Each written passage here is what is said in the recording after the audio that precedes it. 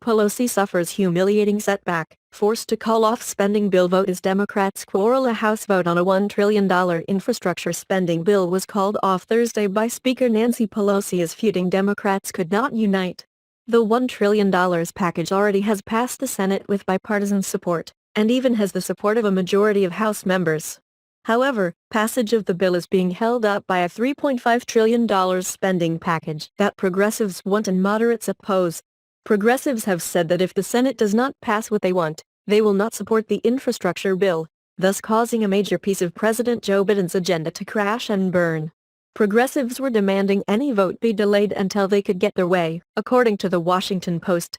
They underlined that stance on Thursday by refusing to support the infrastructure bill in the vote, which had been scheduled for that night.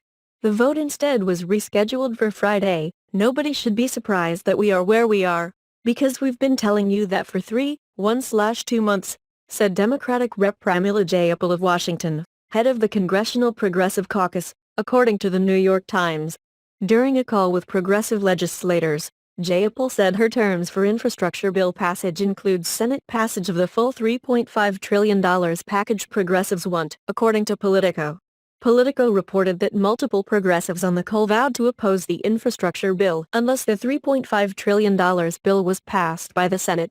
That plan foundered on the opposition of Democratic Sens. Joe Manchin of West Virginia and Kyrsten Sinema of Arizona. Democrats need those two on board because the procedural move they are relying upon to ram the proposal through the Senate only works when all 50 Democrats are in lockstep. Manchin said his upper spending limit is $1.5 trillion. I've never been a liberal in any way, shape or form, he said, according to the Post. I don't fault any of them who believe that they're much more progressive and much more liberal. God bless them. For them to get theirs, elect more liberals. Senator Bernie Sanders of Vermont was irate at the idea. It would mean decimating vital, important programs for working families, he said. Obviously we could not do for the children what has to be done, we cannot do for seniors what has to be done. We would not be able to do paid family and medical leave. The planet is at stake. We got 4 or 5 years before there is irreparable harm, and clearly $1.5 trillion would make it absolutely impossible for us to do what has to be done. Negotiations to resolve the differences took place Thursday night until it was clear no agreement was imminent.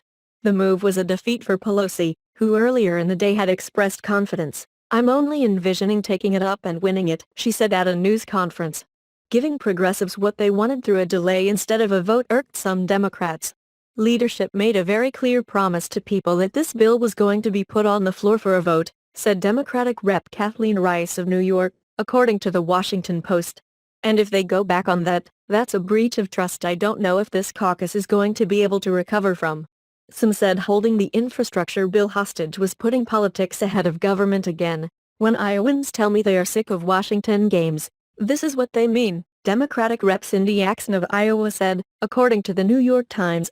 Instead of moving forward with one piece of the comprehensive agenda that we've been crafting over the past 6 months, some in my party are insisting that we wait to put shovels in the ground and pass the largest investment in rural broadband in U.S. history until every piece of our agenda is ready, she said.